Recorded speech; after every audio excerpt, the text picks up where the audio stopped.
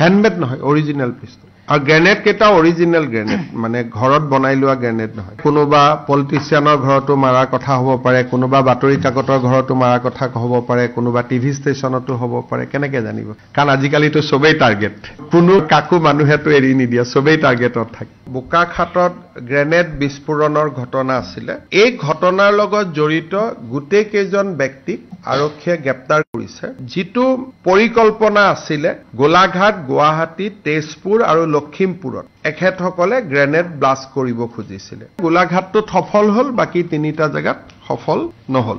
এটা গ্ৰেনেডটো ব্যৱহাৰ হ'ল, বাকী গোটেইকেইটা গ্ৰেনেড আমি উদ্ধাৰ কৰিছো, লগত পিষ্টল এটাও আমি উদ্ধাৰ কৰিছো। আৰু ইয়াৰ লগত জড়িত ব্যক্তিকেইজনকো আমি গ্ৰেপ্তাৰ কৰিছো আৰু তেওঁলোকৰ ঘৰৰ পৰাই গ্ৰেনেড আৰু পিষ্টলো আমি উদ্ধাৰ কৰিছো। এতিয়া ফাৰ্ডাৰ ইনকুৱাৰী চলি আছে যে ব্যক্তিসকলক কোনে এই কাম কৰিবৰ বাবে উৎসাহিত কৰিছিল। সেই পাৰ্টটো এতিয়াও তদন্তত ওলাই অহা নাই। তেওঁলোকে বেলেগ বেলেগ কথা বেলেগ বেলেগ সময়ত কৈ আছে। সেই পাৰ্টটোৰ কাৰণে সময় লাগিব। কিন্তু ঘটনাটোৰ লগত জড়িত আটাইকেইজনক গ্ৰেপ্তাৰ কৰা হৈছে, ডিজিপিয়ে প্ৰেছত ক'ব। আৰু 3টা নতুন গ্ৰেনেড আৰু এটা পিস্তলো উদ্ধাৰ কৰা হৈছে। Apparently, these people are not involved with any militant group, but one was a former alpha militant, but he was in jail for a long time.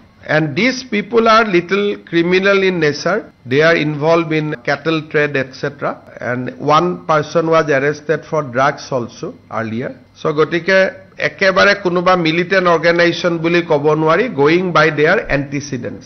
Because operation is still on. One person we have not able to arrest. He is not in Assam, but we know' where he is. So' ultimately one person who was the key person, he is to be picked up.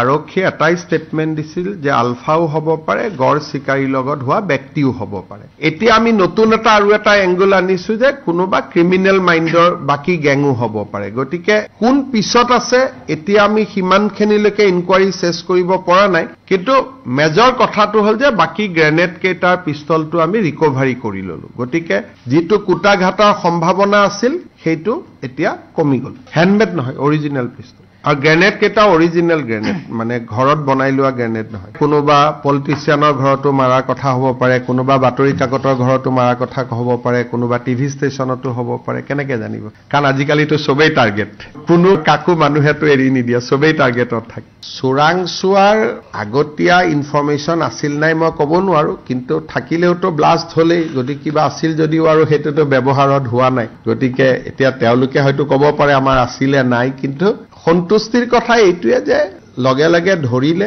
আৰু বাকী 3টা জাগাটো আমি neutralise কৰিব পাৰিলো। কিন্তু অসমৰ দৰে জাগাত য'ত ইমানবিলাক মিলিটেন্ট অৰ্গানাইজেশ্যন আছে, সাৰাউণ্ডেড বাই নৰ্থ ইষ্ট, আৰু বিভিন্ন মানুহৰ ইণ্টাৰেষ্ট আছে। গতিকে অসমৰ দৰে জাগাত এনেকুৱা ধৰণৰ সম্ভাৱনা সদায় থাকে যে কোনোবাই নহয় কোনোবাই কুটাঘাত কৰিব। আৰু বাংলাদেশত ৰিজিম চেঞ্জ হোৱাৰ পিছত এইবোৰ ঘটনাৰটো সম্ভাৱনা আৰু অধিক থাকে।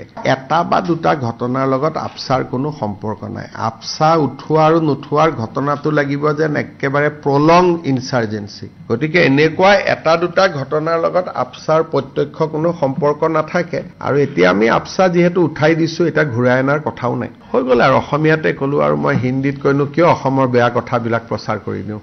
গতিকে যিমান অসমীয়াৰ পৰা যিমান ইংলিছ কৰিব পাৰে কৰি লওক। মই সেইকাৰণে কথাখিনি জানি বুজিয়ে কৈছো, যাতে বাহিৰত কথাটো বেছিকৈ প্ৰচাৰ নহয়, নহ'লে ইণ্ডাষ্ট্ৰি বহাব মানুহবোৰ নাহা হ'ব নহয়। সেইকাৰণে কিছুমান কথা মই জানি বুজিয়ে অসমীয়াত কওঁ।